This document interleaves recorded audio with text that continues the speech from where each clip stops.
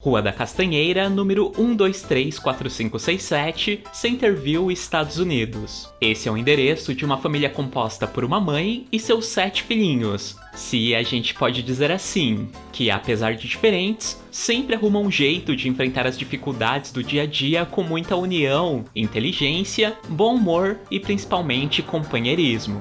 E esse lar poderia ser como um outro qualquer, se não fosse o fato de ser composto por 7 monstros gigantes e completamente diferentes, a mãe parecer uma velha bruxa e o bichinho de estimação ser uma fucking vaca, que perto deles mais parecia um cachorrinho. Os 7 monstrinhos, os 7 monstrinhos, os 7 monstrinhos. Clássico incontestável da TV Cultura durante toda a década de 2000 e boa parte das 10, Os 7 Monstrinhos é um daqueles desenhos que, se você não cresceu assistindo, com certeza parou pra ver alguns episódios, mesmo estando um pouquinho velho para séries infantis. Isso porque, apesar de ter como foco central realmente as crianças que estão começando a aprender a ler, contar, por isso o fato de termos personagens numerados e a conhecer o mundo em sua volta, esse desenho tem um enredo completo, com muito humor, aventura, mistérios e principalmente união familiar, mostrando que a família realmente é a base para superarmos todas as dificuldades.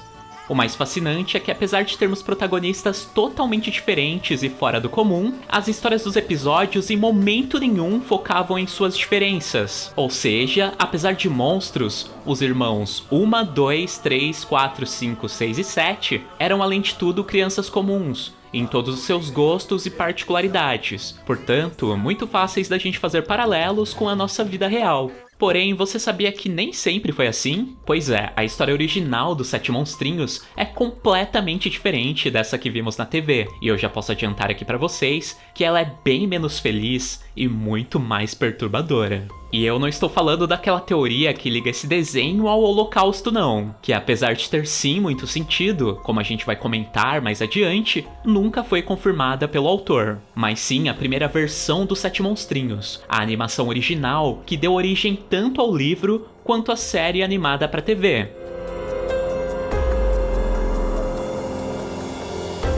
Só que vamos com calma. Antes vamos conversar um pouquinho sobre tudo que envolve a sua criação. 1, 2, 3, 4, 5, 6, 7. Os 7 monstrinhos! 7 monstrinhos. Então, esses personagens fascinantes surgiram da cabeça de um cara chamado Maurice Sedak, um escritor e ilustrador norte-americano que infelizmente faleceu em 2013 aos 83 anos de idade. Ele nasceu no ano de 1928 e era filho de imigrantes poloneses, que foram para os Estados Unidos para tentar uma vida melhor, devido à pobreza que a Europa enfrentou naquele período pós-Primeira Guerra. Somando a isso o fato deles serem judeus, que naquela época era um povo bem perseguido naqueles países influenciados pela Alemanha. Então, você já pode imaginar que a infância do nosso Maurice foi bem difícil. Pois é, ele cresceu naquele clima de Segunda Guerra Mundial e sofreu muito com a morte dos seus parentes por causa dos horrores provocados pelo Holocausto. Portanto, não dá pra gente não dizer que tudo que ele viveu não tenha influenciado na sua arte. Bom, mas paralelo a isso, também temos o fato de que ele sempre se achou uma pessoa diferente. E não apenas porque era judeu, mas também porque era homossexual. Sim, em suas últimas entrevistas, o Maurice se assumiu gay e confessou ter vivido com um parceiro do mesmo sexo por 50 anos. O seu marido, um psicanalista que se chamava Eugene Glynn, faleceu um pouco antes dele, no ano de 2007. Só que era uma relação realmente muito escondida de todos. E para você ter uma ideia, os seus pais morreram sem saber que ele tinha um filho gay.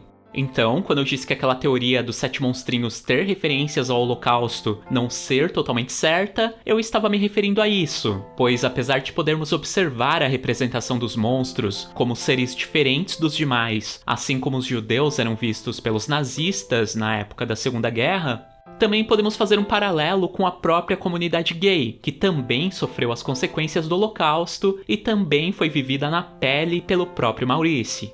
Mas enfim, teorias à parte, por ter sido uma criança mais solitária, o nosso Maurice cresceu num mundo de imaginação, rodeado por livros e mundos fantasiosos. E após assistir com os pais o filme Fantasia, do Walt Disney, ele decidiu que iria se tornar um ilustrador e criar histórias infantis, para um dia trabalhar fazendo desenhos. E assim foi. Conhecido por sua grande criatividade, o jovem Maurice fez realmente muito sucesso durante toda a década de 40 e 50, ilustrando dezenas de livros infantis de outros escritores. Uma das suas parcerias mais marcantes nessa época foi com a autora Elsie Romelund Minarik, a criadora do Pequeno Urso.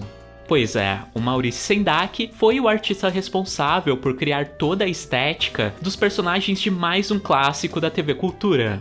Mas apesar das suas ilustrações fazerem muito sucesso, ainda faltava para ele um reconhecimento como escritor. Ele até que tentou publicar alguns livros próprios enquanto trabalhava para outros autores, porém, até então nenhum deles tinha dado certo.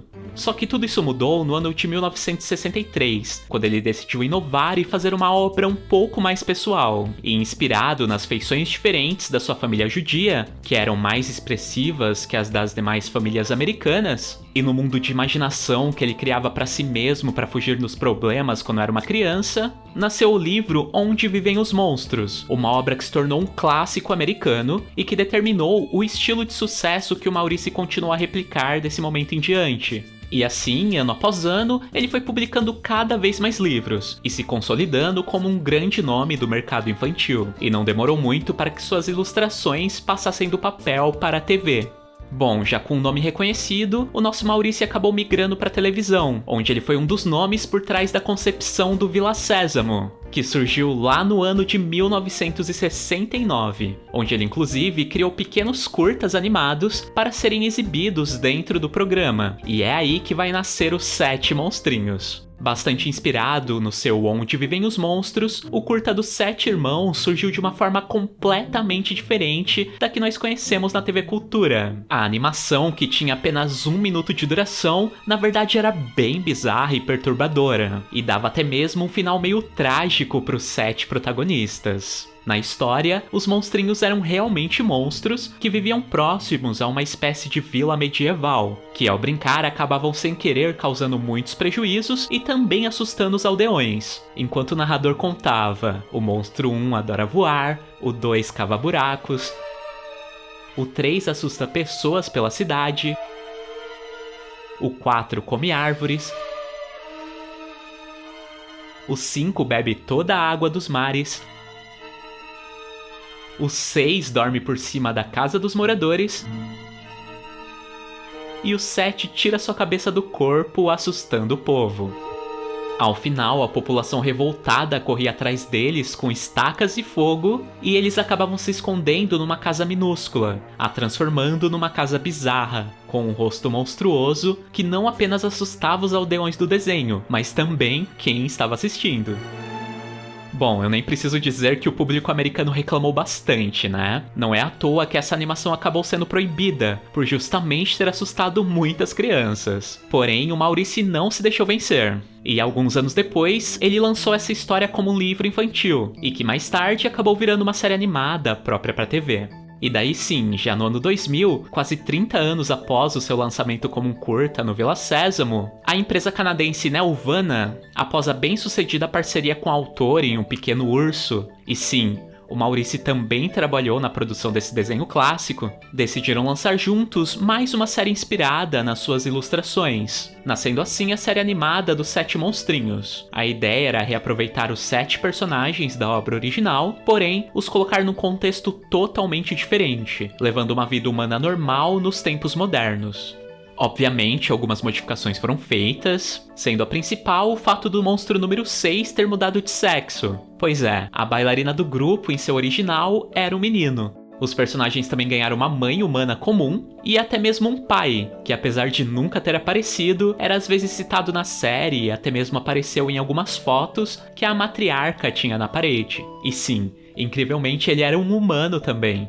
O desenho obviamente foi um grande sucesso, tanto que ficou no ar pelo período de 3 anos. As 2 primeiras temporadas tiveram um total de 26 episódios de 20 minutos cada um, enquanto a última, por ter capítulos mais curtos de 10 minutos, acabou tendo um pouco mais de episódios, tendo um total de 28. Sendo assim, podemos dizer que a série teve ao todo 54 episódios. Cada um dos protagonistas ganhou uma personalidade única, e eu tenho certeza que você se identifica com um ou mais de um deles. A Uma era mais velha e era apaixonada por esportes. O 2 era o mais desastrado e sempre acabava enfiando o nariz onde não devia. O 3 era o mais inteligente, só que era meio fragmentado e ficava mudando de personalidade em todo capítulo. O 4 era o mais malvadinho e egoísta. Já o 5 era o mais ingênuo, portanto mais influenciável por todos. A 6 era a irmã vaidosa. E por fim, o 7 era o mais gentil e sensível, e também o mais mimado pela mãe coruja. Como eu já citei, essa é a obra do Maurice com mais teorias da conspiração por trás. Começando pelo fato de cada um dos personagens serem numerados, assim como as vítimas do Holocausto eram nos campos de concentração, e principalmente porque o 7 vestia uma roupa com listras azuis e brancas, assim como a dos prisioneiros. Porém, é bom destacar que esse desenho foi criado para ensinar as crianças a contarem até 7 na Vila Sésamo, e que o próprio 7, a princípio, tinha outra roupa. Então pode ser realmente que os personagens possam ter vindo das próprias experiências do autor, que realmente passou por tudo isso. Mas definitivamente não tem nenhum significado oculto por trás, ou é tão profundo assim quanto as teorias. Enfim, Os Sete Monstrinhos é uma animação maravilhosa, uma daquelas obras de uma época onde as produtoras faziam desenhos para as crianças, mas tentando também conquistar os seus pais, os adultos, para que assistissem junto aos seus filhos. Portanto, uma obra que você mesmo pode reassistir de vez em quando e quem sabe até futuramente mostrar para os seus filhos. Mas diz aí, você sabia dessas curiosidades? E qual era o número do seu monstrinho preferido?